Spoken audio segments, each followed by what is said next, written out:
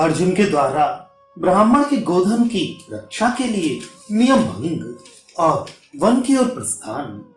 वैशंपायन जी कहते हैं, जन्मेजय इस प्रकार नियम बनाकर पांडव लोग वहां रहने लगे।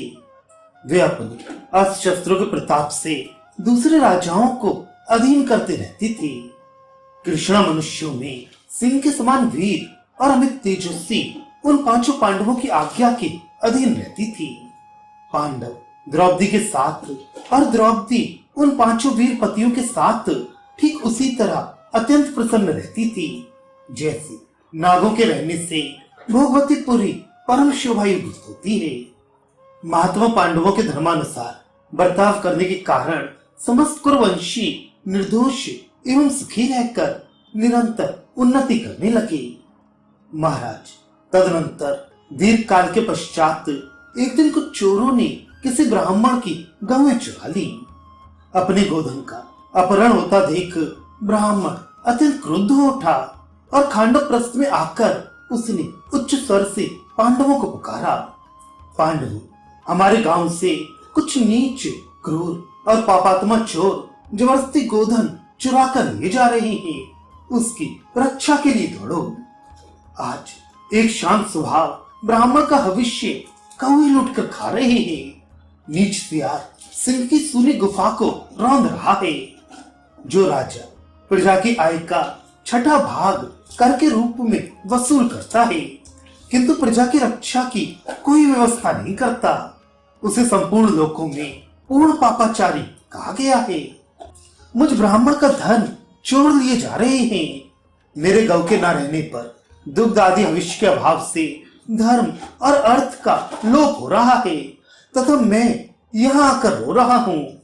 पांडवों, चोरों को दंड देने के लिए अस्त्र धारण करो। वैशंपायन जी कहते हैं, जन्मेजय, वह ब्राह्मण निकट आकर बहुत रो रहा था। पांडुपुत्र कुंती नंदन धनंजय ने उसकी कही हुई सारी बातें सुनी और सुनकर उन महाबाहु ने उस ब्राह्मण से कहा, डरो मत।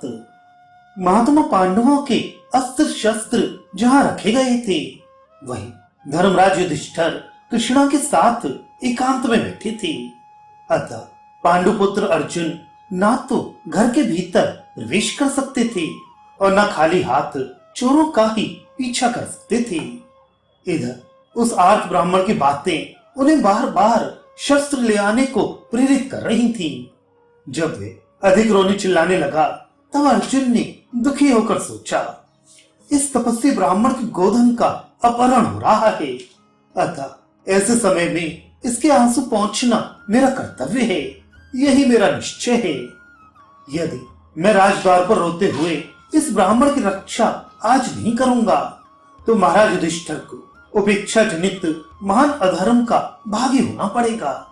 इसके सिवा लोक में ये बात फैल जाएगी कि हम सब लोग किसी आर्त की रक्षा रूप धर्म के पालन में श्रद्धा नहीं रखते, साथ ही हमें अधर्म भी प्राप्त होगा। यदि राजा का अनादर करके मैं घर के भीतर चला जाऊं तो महाराज अजात शत्रु के प्रति मेरी प्रतिज्ञा मिथ्या होगी।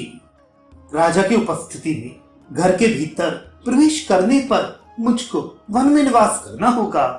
इसमें महाराज के तिरस्कार के सिवा और सारी बातें तुच्छ होने के कारण उपेक्षणीय है। चाहे राजा के तिरस्कार से मुझे नियम भंग का महान दोष प्राप्त हो अथवा वन में ही मेरी मृत्यु हो जाए, तथापि शरीर को नष्ट करके भी गौ ब्राह्मण रक्षा रूप धर्म का पालन ही श्रेष्ठ है। जन्मेजय, ऐसा निश्चय करके कुंती कुमार धनंजय ने राजा से पूछकर घर के भीतर प्रवेश करके धनुष ले लिया और बाहर आकर प्रसन्नता पूर्वक ब्राह्मण से कहा, विप्रवर, शीघ्र आइए। जब तक दूसरों के धन हड़पने की इच्छा वाले वे क्षुद्र चोर दूर नहीं चले जाते तभी तक हम दोनों एक साथ वहां पहुंच जाए। मैं अभी आपका गोधन चोरों के हाथ से छीनकर आपको लौटा देता हूँ। ऐसा कहकर महाबाहु अर्जुन ने धनुष और कवच धारण करके ध्वजायुक्त रथ पर आरूढ़ हो उन चोरों का पीछा किया और बाणों से चोरों का विनाश करके सारा गोधन जीत लिया। फिर ब्राह्मण को वह सारा गोधन देखकर प्रसन्न करके अनपव्यश के भागी हो, पांडुपुत्र सव्यसाची वीर धनंजय पुनः अपने नगर में लौट आए। वहां आकर उन्होंने समस्त गुरुजनों को प्रणाम किया और उन सभी गुरुजनों ने उनकी बड़ी प्रशंसा एवं अभिनंदन किया। इसके बाद अर्जुन ने धर्मराज से कहा, प्रभु मैंने आपको द्रौपदी के साथ देखकर पहले के निश्चित नियम को भंग किया है, अतः आप इसके लिए मुझे प्रायश्चित करने की आज्ञा दीजिए। मैं वनवास के लिए जाऊंगा क्योंकि हम लोगों में यह शर्त हो चुकी है। अर्जुन के मुख से सहसा यह अप्रिय वचन सुनकर धर्मराज शोकातुर हो लड़खड़ाते हुए वाणी में बोले, ऐसा क्यों करते हो? इसके बाद राजा युधिष्ठिर धर्म मर्यादा से कभी च्युत न होने वाले अपने भाई गुडाकेश धनंजय से फिर दीन होकर बोले, अनग यदि तुम मुझको प्रमाण मानते हो तो मेरी ये बात सुनो।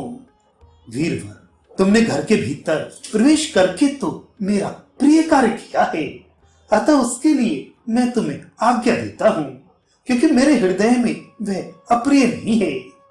यदि बड़ा भाई घर में स्त्री के साथ बैठा हो तो छोटे भाई का वहां जाना दोष की बात नहीं है, परंतु छोटा भाई घर में हो तो बड़े भाई का वहां जाना उसके धर्म का नाश करने वाला है। अतः महाबाहु मेरी बात मानो, वनवास का विचार छोड़ दो। ना तो तुम्हारे धर्म का लोप हुआ है और न तुम्हारे द्वारा मेरा तिरस्कार ही किया गया है। अर्जुन बोले, प्रभु मैंने आपके ही मुख से सुना है कि धर्म आचरण में कभी बहानेबाजी नहीं करनी चाहिए, अतः मैं सत्य की शपथ खाकर और शस्त्र छूकर कहता हूं कि सत्य से विचलित नहीं होऊंगा। यशोवर्धन मुझे आप वनवास के लिए आज्ञा दें। मेरा ये निश्चय है कि मैं आपकी आज्ञा के बिना कोई कार्य नहीं करूंगा। वैशंपायन जी कहती है, जन्मेजय राजा की आज्ञा लेकर अर्जुन ने वनवास की दीक्षा ली और वन में 12 वर्षों तक रहने के लिए वे वहां से चल पड़े।